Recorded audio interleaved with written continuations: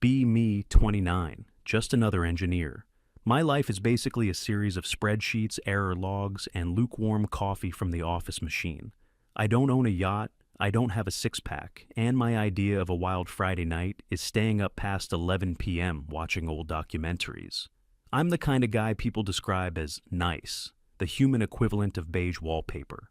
This story isn't really about me, though. It's about a coworker I used to have. Let's call her Teresa. Teresa was a project manager in the marketing department. She was the sort of person who was always on, always performing. You couldn't just have a normal conversation with her. Every interaction felt like an audition or an interrogation. She was attractive, I guess, in that very curated, I spend 3 hours getting ready kind of way. But the main thing about Teresa was her online persona. She ran a blog and a bunch of social media accounts dedicated to her journey as a modern woman navigating the treacherous waters of modern dating, which basically meant she spent all her time writing incredibly long posts about how terrible men were. It wasn't just a hobby, it was her entire personality. Every lunch break in the office kitchen was a free-to-attend seminar on her latest article. I remember one was titled something like, "The Epidemic of the Low-Effort Man."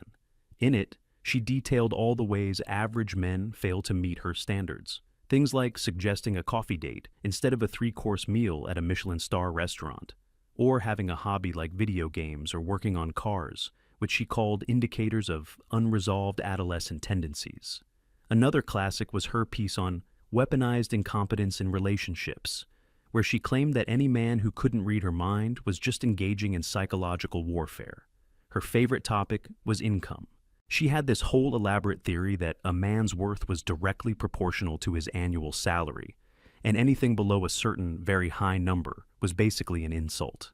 It made him not just undateable, but a drain on society itself.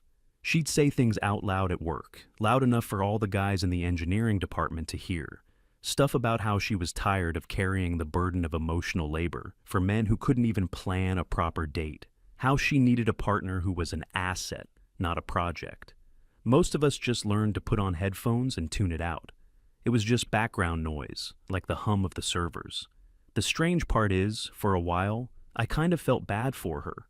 I figured it was all a defense mechanism, a way to cope with being disappointed or hurt in the past. I thought, underneath all that aggressive rhetoric, there was probably a decent person who just wanted to be happy. I was a fool. There was this one period, maybe last spring, where I was feeling particularly lonely.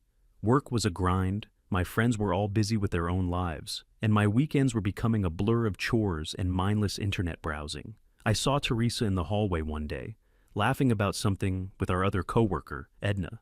For a second, she looked normal, happy, and a stupid thought crossed my mind. Maybe her online self isn't her real self. Maybe I should just try to get to know the person, not the blog. So I decided I was going to do it. I was going to ask her out. I spent a couple of days psyching myself up, planning the exact right moment. I didn't want to make it a big deal, just a casual, "Hey, want to grab a coffee sometime?" The moment came on a Friday afternoon. The office was winding down. People were packing their bags, making weekend plans. The atmosphere was relaxed. I saw her standing by the high-tech water cooler that also dispensed sparkling water, filling up her bottle. She was alone. This was my chance. My heart was doing a drum solo against my ribs. My palms were sweaty. I walked over, trying my best to look casual and confident. I waited for her to finish filling her bottle. She turned around and almost bumped into me. She gave me a blank look. "Oh, Mark, need some water?" I shook my head. "Actually, Teresa, I was wondering if you might be interested in getting a coffee sometime this weekend." The words came out a little faster than I wanted, but they were out. For a solid 3 seconds, she just stared at me, no expression. Then, a slow smile spread across her face. It wasn't a nice smile. It was followed by a laugh. Not a chuckle, a full-on loud laugh that made a couple of people at their desks look up. Edna, who was walking by, stopped to see what the commotion was about. Teresa finally caught her breath and looked at me, still smiling that awful smile. She told me that my attempt was adorable, like a little kid trying to lift something too heavy for him. She then patted me on the arm, real condescending-like. She explained, as if to a child, that she was currently investing her time in partners who align with her life goals. She used a lot of business jargon: synergy, upward mobility, return on investment. She finished by saying that while she appreciated the gesture, we were just on completely different levels, and it would be a waste of both our time. Then she turned to Edna, who was trying very hard not to stare, and said something about getting drinks at a new rooftop bar, and they walked away together. I just stood there, by the water cooler. The background noise of the office seemed to fade away. It felt like everyone was looking at me. I don't know if they were, but it felt that way. I felt my face get hot. I just wanted to disappear. I walked back to my desk, packed my bag in silence, and left without saying goodbye to anyone. The drive home was quiet. I didn't even turn on the radio. I wasn't angry. I wasn't even sad, really. I just felt tired. A deep, profound exhaustion. It was the feeling of a man who had been playing a game he didn't understand, by rules he couldn't see, and had just lost spectacularly. When I got home, I walked into my apartment and looked around. It was just a place where I slept, no personality, nothing that said me. I sat on my couch and pulled out my phone. I opened the first dating app, looked at it for a minute, and then deleted it. Then I deleted the next one, and the one after that. I went to my garage. It was a mess, full of junk from when I moved in years ago. In the back corner, under a dusty tarp, was an old wooden chair I'd picked up from a flea market ages ago. It was a beautiful piece, or it could be. Solid oak with intricate carvings on the back, but it was covered in old peeling varnish and grime. One of the legs was wobbly. I'd bought it with the intention of fixing it up, but never got around to it. I pulled it out, set it in the middle of the garage, and just looked at it. And I made a decision. No more trying to impress people who didn't care. No more playing the dating game. I was done. From now on, I was going to focus on building things, starting with this chair. The next few months were a blur of work and sawdust. I became obsessed. I spent hours online, watching videos on woodworking and furniture restoration. I bought tools, sanders, chisels, clamps. My garage slowly transformed from a junk repository into a functional workshop. The chair was my first patient. I spent weeks on it. I learned how to strip old varnish without damaging the wood. I learned how to repair the wobbly leg with dowels and wood glue, making it stronger than it was before. I spent an entire weekend just sanding it down, feeling the grain of the wood come to life under my fingertips. It was meditative. When I was working, my mind was quiet. There were no thoughts about my job or my social life or Teresa. There was only the wood, the tool in my hand, and the problem in front of me. It was simple. It was real. Meanwhile, I still had to go to work and see Teresa every day. But something had shifted. I didn't feel that sting of humiliation anymore. I'd just look at her and she seemed small, unreal, a character from a TV show. I didn't have to try to avoid her. It was like she didn't even see me anymore. I was just part of the office furniture. I got my updates on her life from Edna. Edna was a world-class gossip, and Teresa was her favorite subject. She'd stop by my desk, lean in conspiratorially, and give me the latest report from the front lines of Teresa's dating life.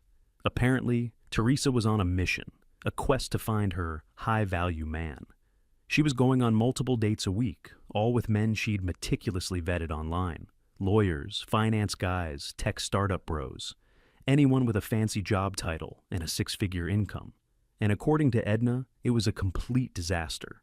There was the investment banker who took her to a fancy restaurant, let her talk about herself for 2 hours, and then told her he was only looking for something casual and had 3 other dates scheduled that week.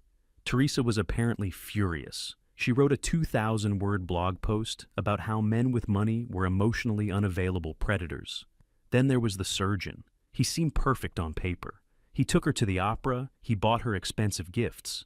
Teresa was convinced he was the one. She was already planning their future. Then, after their 4th date, he just ghosted her, vanished, blocked her number. Edna heard from a friend of a friend that he was actually married and did this all the time. Teresa's blog post that week was about the fundamental dishonesty of the patriarchy. Each story was the same. She'd find a guy who met her materialistic criteria, and it would blow up in her face. They were either not interested in anything serious, were emotionally manipulative, or were just as transactional and ruthless as she was. She was basically running headfirst into a wall, over and over again, and then blaming the wall for being there. Through all of this, I was in my garage. I finished the chair. It looked incredible. Better than new.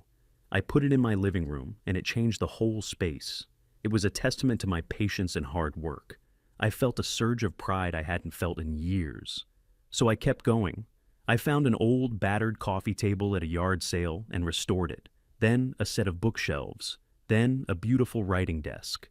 My apartment started to look like a home. My home. I started getting really good at it. I could look at a piece of junk and see the potential underneath. But my garage workshop was limiting. I needed better tools, more space. I found a local community woodshop online, a place you could rent a bench and use professional-grade equipment. I was nervous the first time I went. I expected it to be full of old, grizzled experts who would laugh at my amateur efforts. It wasn't like that at all. It was just a bunch of regular people, all passionate about the same thing. Young guys, old guys, a few women. Nobody cared about what you did for a living, or how much money you made. They only cared about what you were building. I found my tribe. I'd spend my evenings and weekends there, working on my projects, talking with the other members. We'd share techniques, help each other out with heavy lifting, and just enjoy the process of creating something real with our hands. For the first time in a long time, I felt like I belonged somewhere. Back at the office, the Teresa report from Edna continued. Teresa had a new target, a big one. His name was Julian. He was some kind of venture capitalist, the kind of guy who gets written about in business magazines. He was apparently a friend of our company's CEO and was going to be the guest of honor at an upcoming charity gala. Teresa became obsessed. She talked about him constantly. She had researched everything about him, his career, his investments, his previous relationships. She referred to him not as a person, but as the end game. Getting a date with him became her singular focus in life. The problem was, the gala was an exclusive invitation-only event for major donors and executives. There was no way a mid-level project manager was getting on that list. But Teresa was nothing if not determined. Edna told me she saw Teresa practically begging our boss for a ticket. She tried to frame it as a networking opportunity for the company. Her boss, a no-nonsense woman in her 50s, just laughed her out of the office. We all thought that was the end of it. But we underestimated Teresa's resolve. A week before the event, Edna came rushing over to my desk, her eyes wide with excitement. She told me Teresa had done it. She had secured a ticket. Nobody knew how. Some people speculated she'd paid a ridiculous amount of money to a reseller. Others thought she'd blackmailed someone. It didn't matter. She was in. Her entire focus for that week was preparing for the gala. She took a day off to go shopping for the perfect dress. According to Edna, she spent an entire month's rent on it. She got her hair done, her nails done, everything. She was preparing for battle, the final boss fight in her dating game. The day of the gala, she left work early to get ready. As she walked out of the office, she had this look on her face, a combination of excitement and terrifying intensity. She truly believed this was it, the night her entire philosophy would be vindicated, the night she would finally get everything she thought she deserved. That evening, I was at the wood shop, putting the final coat of finish on a beautiful maplewood desk I'd been working on for over a month. The place was quiet, just the hum of the ventilation system and the soft sound of my brush. I felt a sense of peace. I had no idea that across town, Teresa's world was about to come crashing down. The next Monday at work, the atmosphere was strange. Teresa wasn't there. Her desk was empty. People were whispering. Edna came over to me, and she wasn't smiling or laughing this time. She just looked kind of shocked. She pulled up a chair and told me what had happened. She had gotten the full story from her friend, who had been working as part of the catering staff at the gala. What she described was a catastrophe of epic proportions. According to Edna's friend, Teresa arrived at the gala looking like a predator on the hunt. She was wearing a long, glittery dress that probably cost a fortune to rent, and had her hair piled on top of her head in some complicated arrangement. She apparently spent the first hour just circling the room, holding a glass of champagne she never drank, scanning the crowd for Julian. She finally spotted him holding court in a corner with a group of older, very wealthy-looking men. Teresa took a deep breath, straightened her dress, and made a beeline for him. As she approached the group, one of the men was telling a joke. They all laughed. Teresa tried to time her arrival to the end of the laugh, hoping to slide into the conversation. She stepped up to Julian's side, gave him her most dazzling smile, and waited to be introduced. Julian finished laughing, turned, and glanced at her for a fraction of a second. He didn't even look at her face, just at her empty hands. He then looked past her, at a real waiter standing a few feet away, and said, "Could we get another round for my guests here?" He thought she was a member of the catering staff waiting to take an order. Edna's friend said you could physically see the color drain from Teresa's face. The group of men didn't even notice her. Their conversation just rolled on. She was completely invisible to them. For a moment, it looked like she was going to turn and flee. But then she took another deep breath, forced the smile back onto her face, and decided to double down. She waited for a pause in their conversation and then stepped forward again. This time she spoke. "Mr. Julian, so sorry to interrupt. My name is Teresa. I'm a project manager and I'm a huge admirer of your work in the venture capital space." Julian finally turned his full attention to her. He looked her up and down, slowly. Not like a man checking out a woman, but like a biologist examining a strange insect. He didn't smile, he just raised an eyebrow.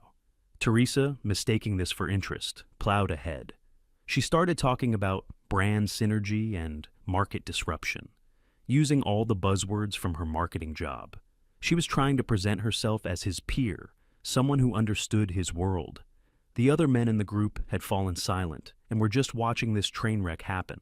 After about 30 seconds of her non-stop marketing speak, Julian held up a hand to stop her. The smile on Teresa's face faltered. Julian stepped a little closer to her. His voice wasn't loud, but it was cold and clear, and everyone in the immediate vicinity could hear him. He said, "Let me be very clear with you. I appreciate the effort. Really, I do." He paused for a second, then he went on. "The women I spend my time with, the women I invest in, they fall into two categories. They are either the founders and CEOs of their own successful companies, or they come from families with their own fortunes and powerful networks." He looked her straight in the eye. They bring something tangible to the table: capital, connections, a legacy. Now, I have to ask, what is it exactly that you bring to the table? Silence. Edna's friend said it was the most brutal thing she'd ever witnessed. Teresa just stood there, her mouth slightly open. The confident, articulate woman from the office was gone. She had nothing to say. There was no blog post that could get her out of this. Julian held her gaze for another second, then just gave a slight shake of his head, turned back to his friends and said, "Now, where were we?" The group immediately resumed their conversation, as if she had never been there. Teresa stood there, completely frozen, for what felt like an eternity. Then she turned, without a word, and walked away. She didn't run.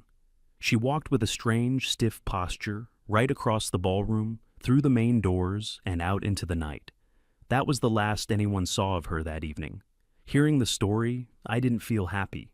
I didn't feel vindicated. I just felt a strange sort of emptiness. It was such a pathetic end to her grand crusade.